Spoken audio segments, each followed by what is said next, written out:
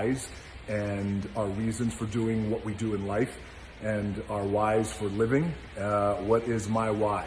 Well, my why has been a evolved answer. It's been the evolution of my why. So what I mean by that is when I was a teenager, looking back, when I was a teenager, 13, 14 years old, my why was I didn't want to be broke. That was my why. I didn't want to be broke. I was, by that time, 13 or 14 years old, we were evicted we lived in a little one bedroom efficiency. My mom, myself, and my dad, we were evicted out of that, forced off the island of Hawaii. I have shared that story in the past.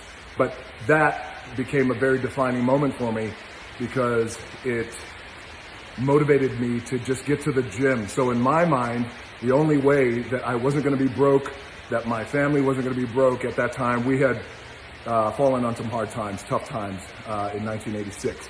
And I thought, well, the only way that I can do something about it was actually to go build my body and make something of myself. And that was my why. So throughout my entire teen life, 13 through 19, 20 even, 21, even all throughout college at the University of Miami, playing for the U, I just did not want to be broke.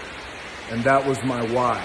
Then once I got into professional wrestling, my why evolved to not necessarily I didn't want to be broke, but my why just became my passion because I loved professional wrestling. And even though I was starving down in Memphis, making $40 per match, we lived at the Waffle House 3 times a day.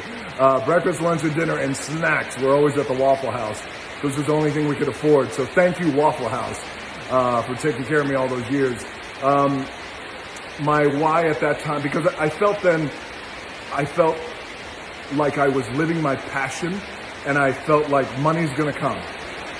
And even if money didn't come, I was just so grateful that I was doing something that I loved. So my why evolved from not being broke, I didn't want to be broke, then to just my passion. Then when I was 29 years old, something changed. Something happened that changed my life. My first daughter, Simone, I hope you can hear me. It's kind of like a rainstorm here. My first daughter was born. My first daughter, Simone, was born when I was 29. And by this time, I was already a professional wrestler. I was famous. I was making a nice nickel. I wasn't going to be evicted anymore. And I was doing something that I loved. But when I held Simone, I realized in that moment that I realized the power of living for something more important than myself. And I had never experienced that in my life because truth is I grew up a pretty selfish kid. I was the only child.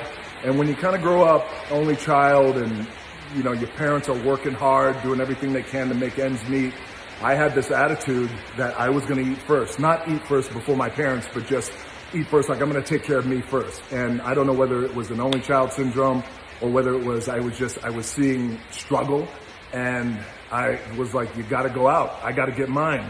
I got to get mine. So I was like that for years. Even when I was wrestling, I was like that. But when I held my first daughter, Simone, my life changed like that for the better.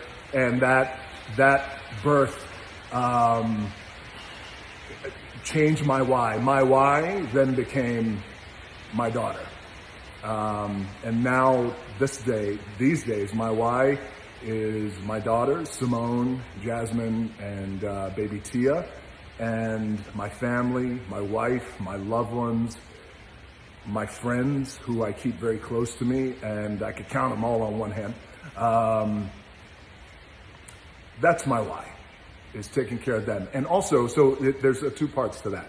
Is taking care of family, but then also legacy. The why, my why today becomes taking care of my family and legacy. And legacy being acutely aware of the decisions that I make and trying to make the best decision for my family and for my legacy, because that legacy is all we have. When we're walking in the clouds, it's the legacy that we leave behind is, that's that's what becomes real. That's the anchor. That's history. We've made history.